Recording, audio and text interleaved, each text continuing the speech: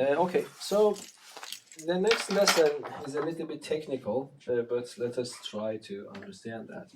So we want to solve this equation in the set of complex numbers, yes? Yes. Okay, so what does this mean? Let me make it very simple first.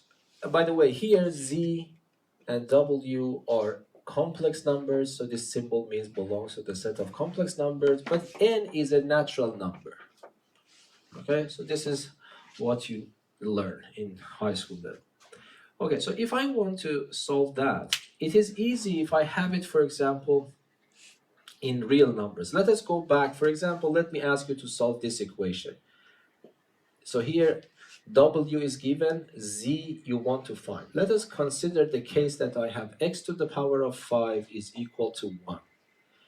If you want to understand here in the real numbers, in usual, x is playing the role of this unknown Z. Here n is 5 and here W is 1. This is of course in the set of real numbers. We want to solve the same type of equations when we go to complex numbers. So in this case, it is simple, yes? So what you do, you say that x is the fifth root of 1.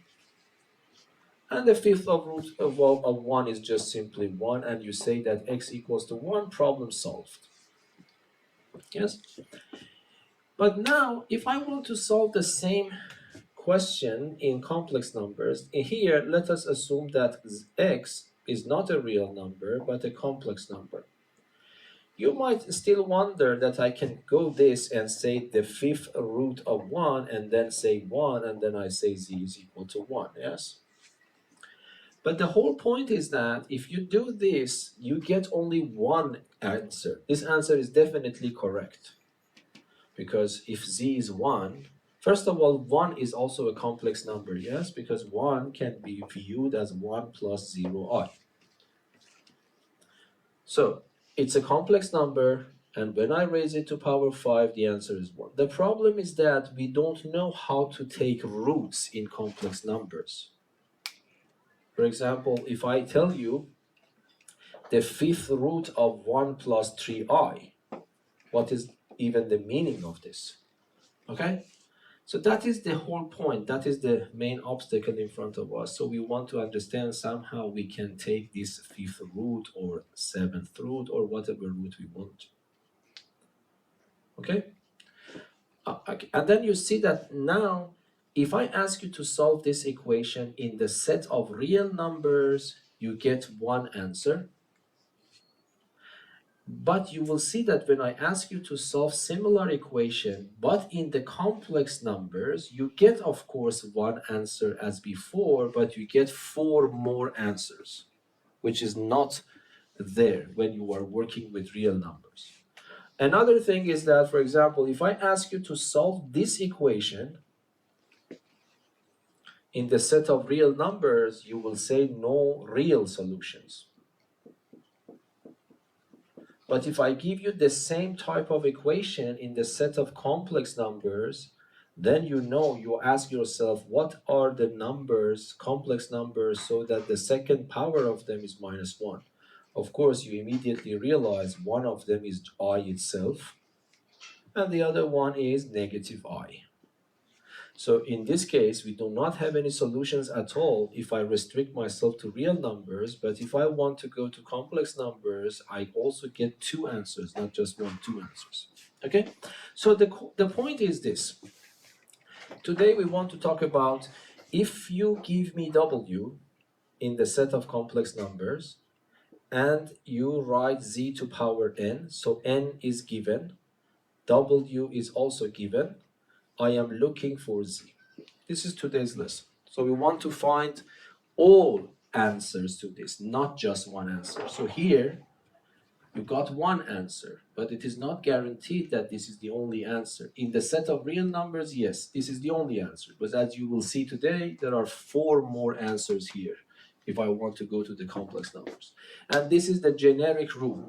If this is n, then you will have n answers. Yes? Okay, so you see here it is 2, and I really got 2 answers. Okay, so let us try to understand. Okay, so this 5 is a little bit big here, but let me start with z to the power of 3. I think it's a good example to start with. So let me write it properly. Solve z to power 3 equals to 1 in the set. Let me write in C. C means complex numbers. Okay. So if you want to solve that one, do you remember we talked about the polar form of a complex number? You would let me write everything here. You are looking for z, so this is your question mark.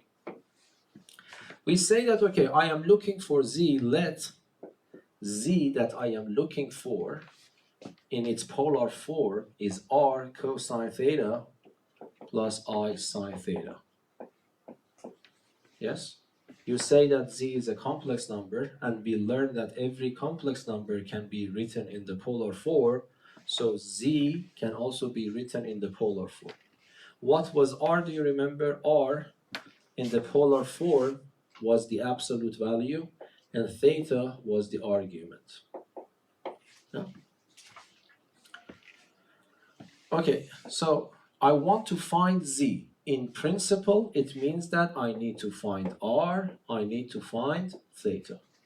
Because if I can find r and theta, then I put them here, then I have my z. So that's the whole. Okay, but my goal is to have z to power 3 equals to 1.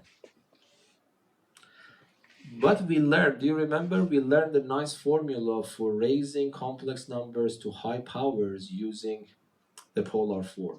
What was the rule? If I want to raise it to power 3, the rule was to raise this number to power 3, but instead of raising it to power 3, it can be shown that you can simply multiply the angle by 3. This is the whole point we learned, yes? And then I want to make it equal to 1. So I ask myself, what are the choices for r? What are all possible choices for r and theta so that the left-hand side becomes 1? Okay, but how can I do that? First of all, I would ask myself, is this number is supposed to be equal to this number? The absolute value of this number should also be equal to the absolute value of that number, yes? But the absolute value of this number is clear. It is 1. But what is the absolute value of this number? Do you remember this number sitting here is the absolute value of this number? Yeah, so this, I want you to understand the logic. I want to find all possible values for r and theta so that this is equal to 1. Then I tell myself that, okay, this number is supposed to be equal to that number. This means the absolute value of this number, which is this, should also be equal to the absolute value of that number, which is this. Yes? But one more thing. What is r? R is the absolute value and it is real. Okay? So this means that r should be exactly 1. So r is real. This is important.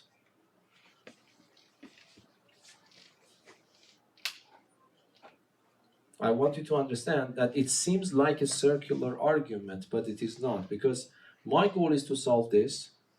The only difference between this equation and that equation is that the letter z has changed to letter r. And I am saying that the answer to this is 1. I am saying that the answer to this is not just 1. So don't get confused, because r is the absolute value. Absolute value is always real. And I am asking myself, what is the real number whose third power is 1? There is only one answer, and that is 1. But here I am not asking what is the real number whose third power is 1. I am asking what is the complex number whose third power is 1. So it might happen that I have more options. So don't get confused, okay? So the r that I was looking for, I found it. Okay, when r is equal to 1, I put it back in this equation. r to power 3 is 1, so what is left for me to fix is to fix this equation.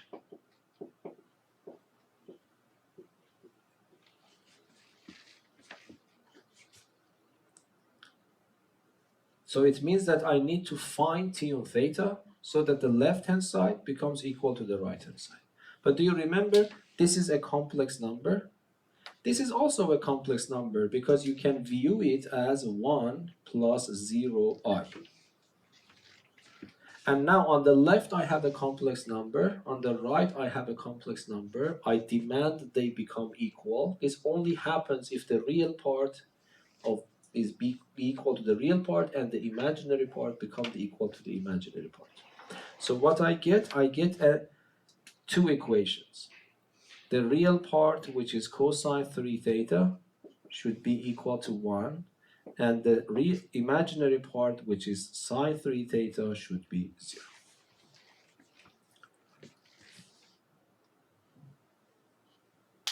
Yes? Okay, so now I need to use my knowledge about trigonometry to be able to find possible values of theta. I think it's good to draw the unit circle for yourself and ask yourself, I need an angle whose cosine is 1 and its sine is 0.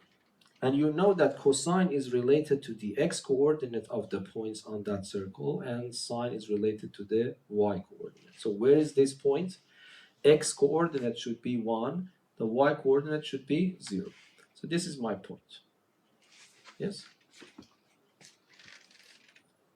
So this means that what is your angle? Your angle is 0. Okay, but not only 0, you have infinitely many angles.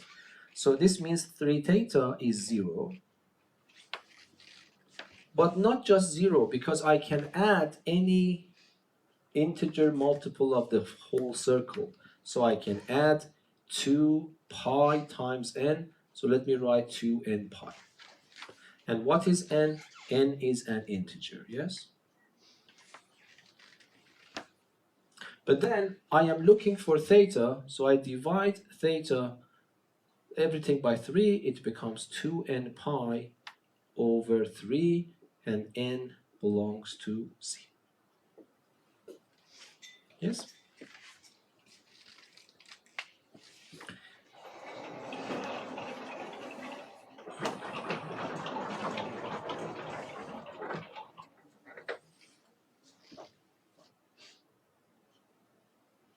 Yes, but the point is something, so you might think that you are getting infinitely many answers. Of course, your impression is right, because there are infinitely many options if I want to choose n from z. And if I choose every n and put it here, I get a different result for theta. So you are right, you have infinitely many answers for theta, but theta is not important for me. Of course, I found theta because I want to find r, I want to find z, yes? But what matters at the end is cosine of theta and sine of theta, yes? So in principle, I need to find theta from this, okay? I already know r is 1. When I found theta, I put r equals to 1 and theta, that number, then I get my z. So what matters for me is z, not theta. Of course, it is correct that I have infinitely many thetas, but not all of them give rise to different values for z. Yes? For example, let me choose n equals to 0. It gives me which theta? It gives me 0. Yes? This theta is 0. And now it gives me 1z. What is z? Z, r is 1, so if you don't mind, let me ignore that because that's 1. And then it becomes cosine 0 plus I sine 0. But if you calculate cosine 0, it is just 1. And if you calculate sine of 0, it is 0. So as you expected, you really got one answer to be z equals to 1. That was predictable, yes, you remember? We told that definitely z equals to 1 is an answer. But now theta equals to 0 is not the only answer, because I can choose n equals to 1.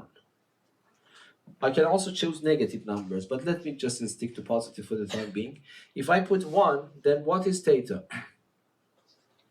Is 2 pi over 3. Okay? Then I go back to my formula. R still is 1. So z becomes equal to, I don't need to write 1. 1 times everything is 1. But instead of theta, I put 2 pi over 3 this time.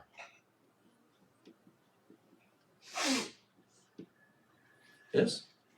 But this, I have it in my memory. If not, you can use your calculator. Cosine of 2 pi over 3, you can use and find it. It's minus a half. And then this one is the square root of 3 over 2. So this was not something we could predict before. Yes, so it means that z equals to 1, as expected, is one answer, but there is another answer we couldn't guess. So this is also one answer. The question is that, are there more answers? Let us check. I put n equals to 2 this time. Then what happens? Theta becomes 4 pi over 3. Okay? And when I put this back again into this equation that you see here, r is 1 again. So it becomes cosine of 4 pi over 3 plus I sine 4 pi over 3. And if you calculate these two numbers, what happens is it's pi plus pi over 3 is minus 1 over 2, and then you have minus square root of 3 over 2i. So this number is minus a half, and this number is minus 3 over 2. That's also another solution, which is different from the previous one. So far, how many solutions I got? 1, 2, and 3. Okay, but the point is that there are still a lot of n's left. But the whole point is this, remember, if you start increasing n, theta definitely will increase, but it will not give rise to a new z. They will start repeating themselves. Okay, so let us check.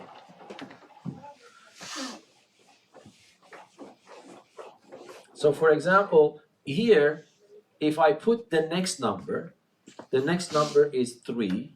So if I put n equals to 3, then what will happen for my theta? Instead of n, I put 3. 3 and 3 are cancelled. It becomes 2 pi.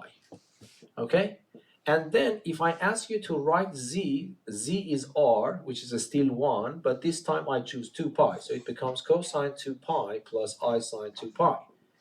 But the point is that if you ask me what is cosine 2 pi, it's still 1. Sine 2 pi is 0, so it gives rise to the same answer. Look, theta is different from this scenario. Here, theta was 0, I got z equals to 1. Here, theta is 2 pi, I got the same answer.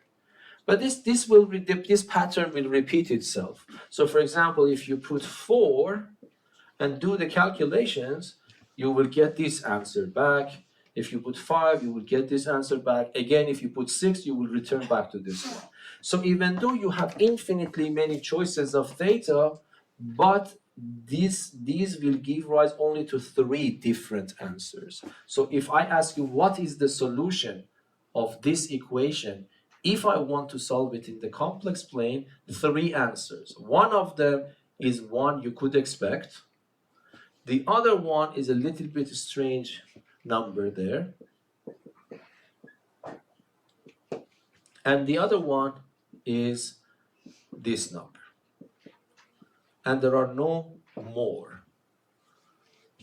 Okay? So remember, this is the topic of today's lesson. I give you this equation and I ask you to solve that. This is a complex number. In this case, I chose a simple one, which was real, and this is a natural number. Remember, if this is 5, you will get 5 answers. If this is 10, you will get 10 answers. Okay? So is that clear? Of course, I will solve more problems, but this is the structure you need to know. If someone asks you how many theta you find, you always find infinitely many thetas.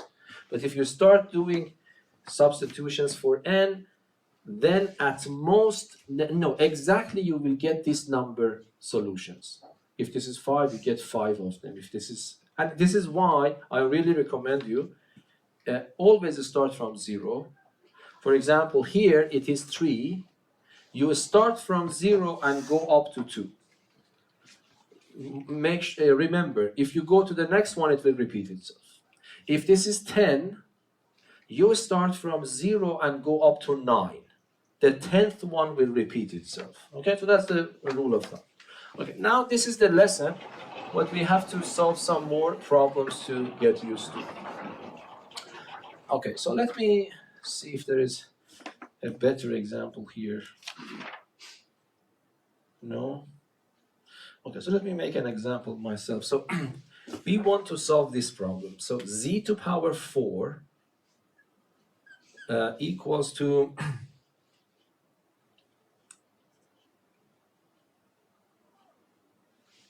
okay, let me write 1 plus I. Hopefully we can solve that. Okay, so I hope that you understand this is today's lesson. This is playing the role of W, which is given. This is playing the role of my N, and this is the unknown Z. If I ask you how many roots do you expect, what's the answer? 4, exactly 4. Okay, so let us try to solve that problem. You always start with this sentence, let Z be R cosine theta plus I sine theta. Okay? So you say, let this. And then what you do, you put it back into your equation. So this becomes, let me write all the details so you are not confused. You put it, I am putting this back into my equation. Instead of Z, I put this, and I have power of 4. On the right-hand side, I have 1 plus I. On the left-hand side, you have a formula in the formula sheet, which tells you that you need to raise this to power 4. And then, instead of raising it to power 4, it can be shown, we showed that actually this 4 goes and multiplies by theta. So this becomes cosine 4 theta plus I sine 4 theta equals to 1 plus I. Yes? So the next step, you need to fix R. How do you fix R? You compare absolute values. The absolute value of the number on the left is R4 itself. And then the absolute value of this one, you need to calculate it. I hope the formula is also in the formula sheet. Do you remember the absolute value of a complex number is the square root of the real part squared, the imaginary part. The imaginary part is the coefficient, not I. So 1 squared. So this becomes square root of. So the absolute, so because the logic is this, if these two numbers are supposed to be equal, the absolute value of this number has to be equal to the absolute value of this number. The absolute value of this number is the number sitting here, and the absolute value of this number we calculate to be square root of 2. They have to be equal. This equation gives you R. How can I find R? This is not the hard problem, because what is R? R is a positive real number. Let me write it like this. It means it is a real number, but more than that, it is a positive real number. Absolute value cannot be negative. So this means that if I want to find R, R becomes the 4th root of that number.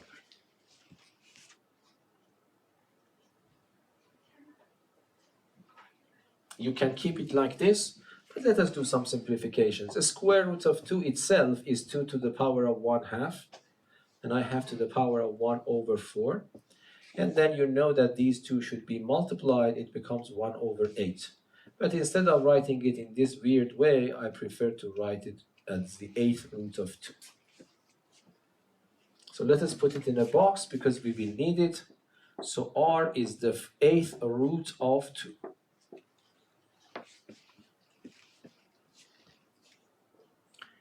Remember, in principle, I should put plus and minus, but because I know that r is positive, I just keep the positives. Yes?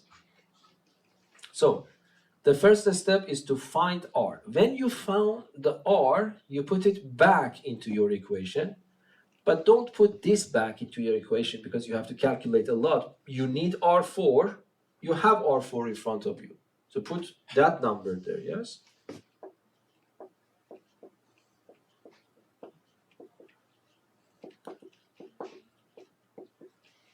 Oh, sorry, it's 4.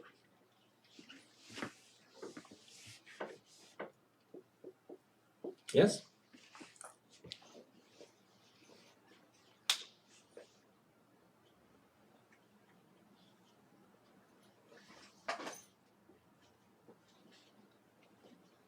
And then it is supposed to be equal to this number. So when I found r, I put it back into this equation, but instead of putting this and do some calculations, I just use this part, because if r is that number, r to the 4, which I need, is this number.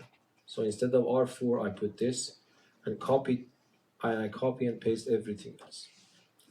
Okay, but then you multiply this number in, it becomes square root of 2 cosine 4 theta plus I square root of 2 sine 4 theta. On the right hand side, you have 1 plus I.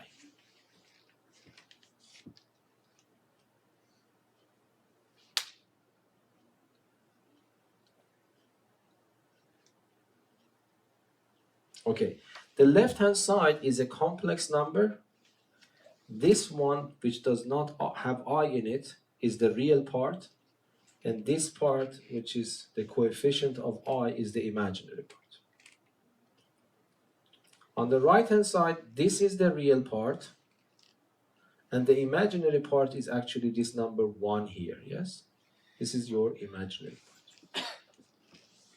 If two complex numbers are supposed to be equal, it means the real parts should be the same, the imaginary parts should be the same. So this will give me, again, two equations. So, square root of 2 cosine 4 theta is 1.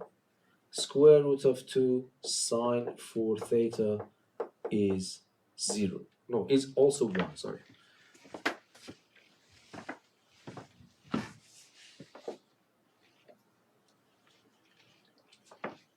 Yes?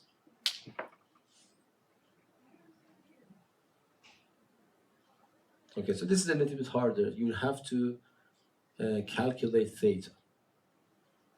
Okay, but it is natural to divide everything by square. I intentionally wrote these numbers so that I can use my memory, otherwise I have to use calculator. So this is 1 over square root of 2, and sine 4 theta is also 1 over square root of 2.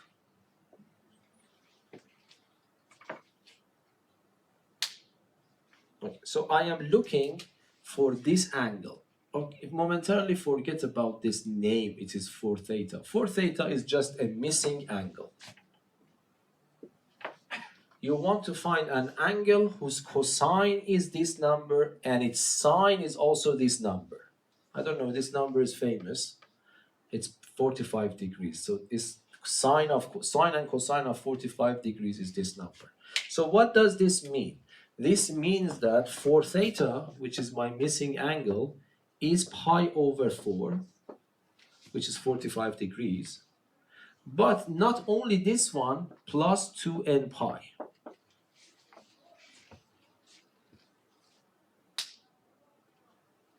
But I am looking for theta, so I divide everything by 4. So it becomes pi over 16. This becomes n pi over 2 because I simplify 2's, yes? And then you need to write that n belongs to z. So this is the all possible values for z, but for theta, but you know that you need only 4 of them because here is 4.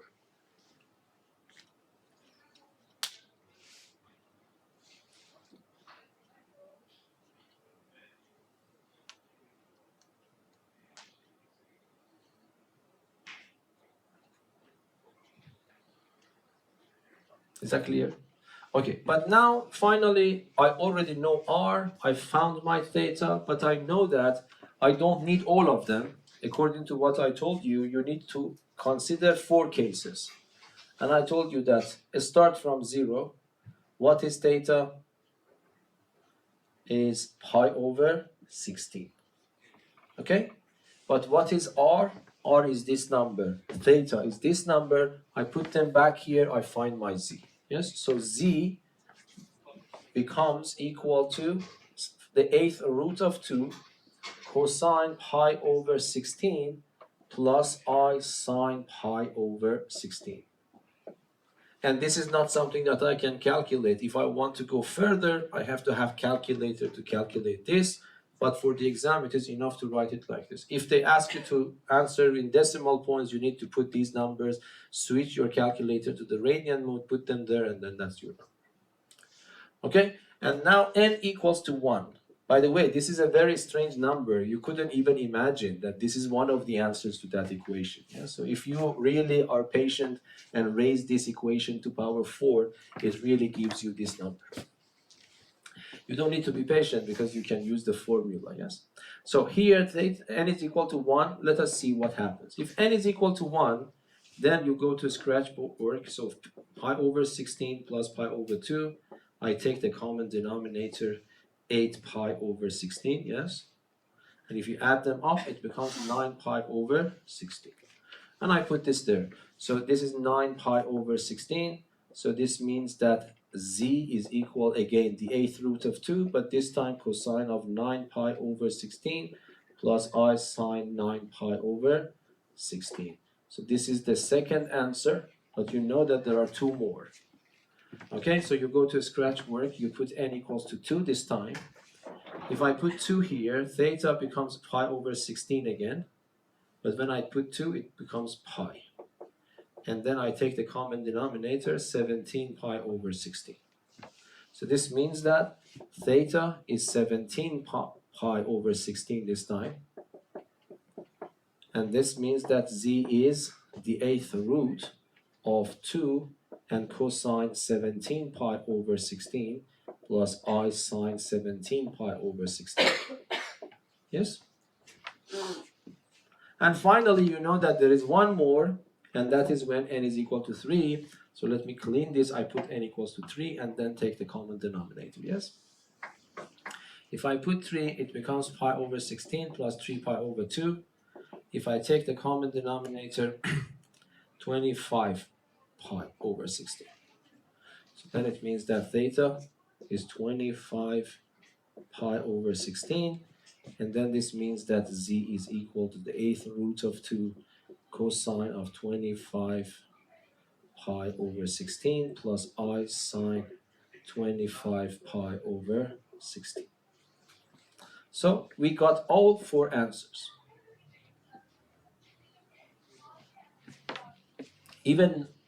So all of them are really complex numbers this time. So in the previous case, at least one of them was a real number, but here all 4 of them are complex numbers and also complex numbers, yes?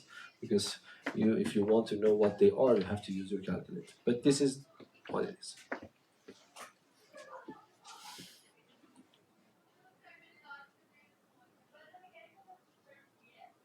Yes?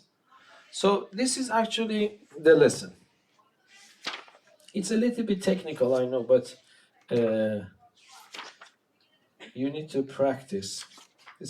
Let me see if there is a good question. Well, the questions are all the same, so finding them. One thing that's also good to know is how these points that you find are related. You can also imagine it as a graph. This is also helpful. So if this is your real axis and this is your imaginary axis, this number, I cleaned that. The absolute value of this number, do you remember? What was that? It was a square root of 2. Yes? So you draw a circle whose radius is the square root of 2 and its center is the origin. So let us assume that this is that circle. Yes? So the radius is the square root of 2. Okay? And then,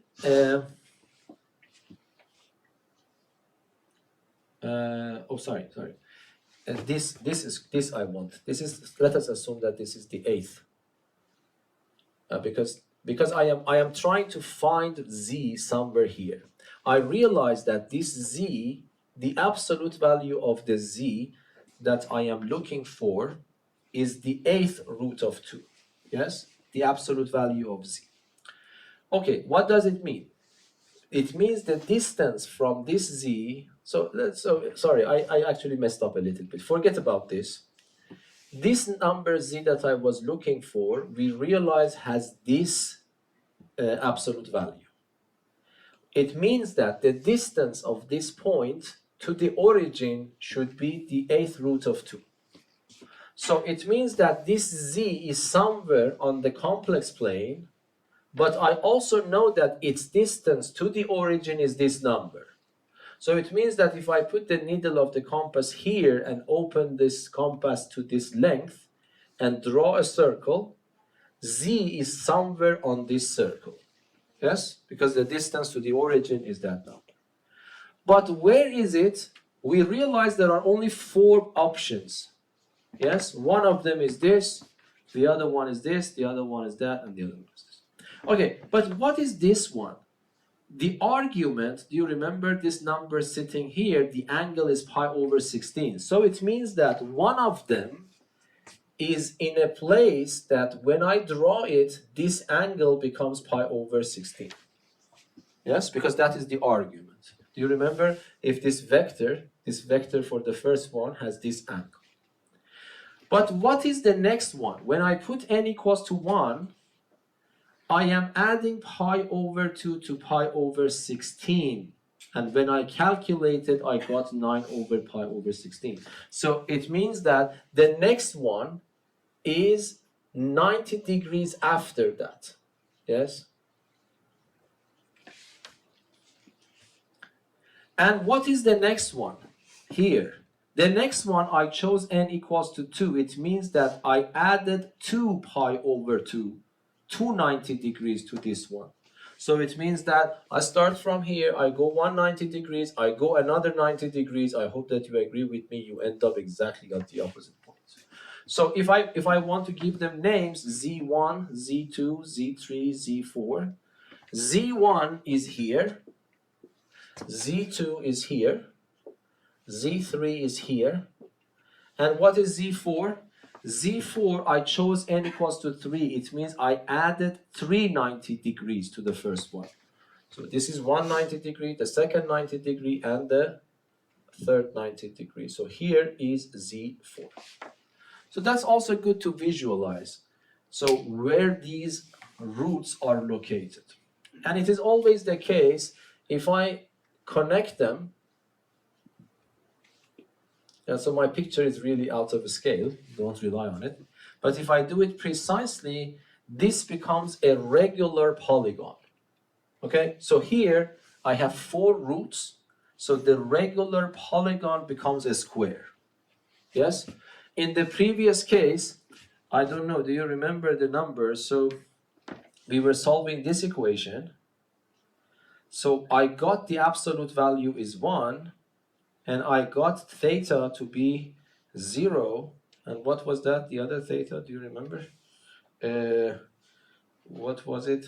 Can you check up your notes? So the first theta was 0, yes. The second theta was pi over 3.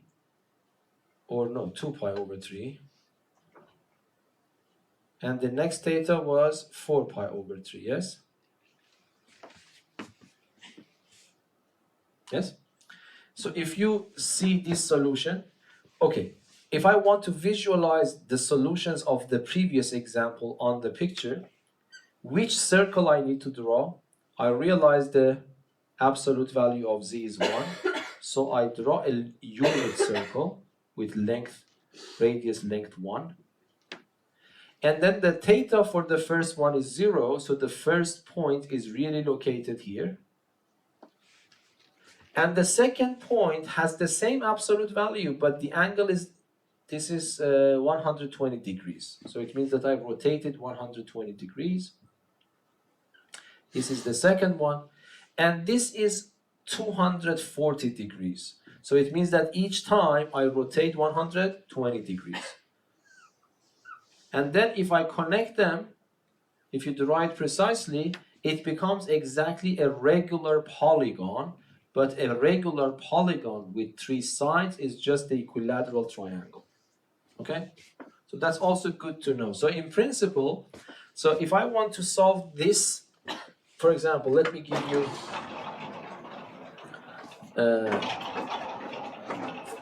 for example, let us assume that I ask you to solve this equation.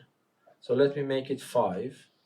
And I don't know, I give you a W. So I give you W, I give you this 5, I am looking for this one. So assume that you calculate and get the absolute value is R.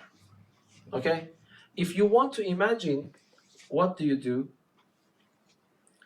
You go and draw a circle centered at the origin whose radius is R. Yes? Here it becomes R, here it becomes minus R. So the only thing that you need to do is to find the first one. Okay? So if, for example, you find the first one to be here. Okay, so assume that the first. By the way, how many solutions you expect here? How many? 5. So assume that you are able to find the first one. Okay, if you find the first one, you really can do it geometrically. You don't need to calculate. Why? Because you tell to yourself that the whole circle is 360 degrees. I know that there are 5 of them, and I know that they are forming an equilateral, a regular polygon. So I divide it by 5. It becomes 72 degrees. Yes? So this means that the second one, I know where it is. Either I calculate it using algebra, or I just rotate it 72 degrees. I don't know, for example, if this angle is theta, I don't know what this first angle is. We have to calculate the first one.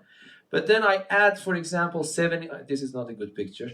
So I don't know, for example, let us say that this is 72 degrees. I don't know, I cannot draw it exactly fine. So, yes? So let us assume that I added 72 degrees, and this gives me the second. And then I add 72 degrees here, it gives me the third one. And if I do it correctly, always the last one will match with the first one. Okay, so I mean, this becomes regular polygon. Again, I go 72 degrees more, and then I go 72 degrees more, I don't know.